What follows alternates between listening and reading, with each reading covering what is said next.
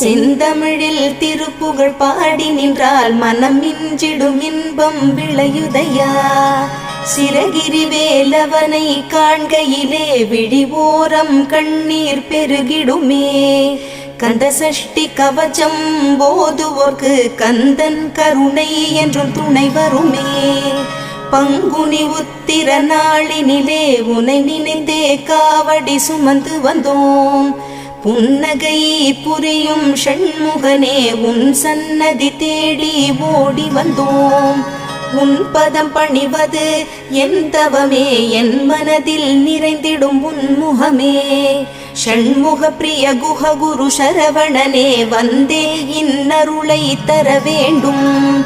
தென்பழனி மலையில் ஆண்டி முகம், சென்னி மலையில் முருகனின் கருணை முகம். மன ஆறுதல் தந்திடும் ஆறு முகம் தரு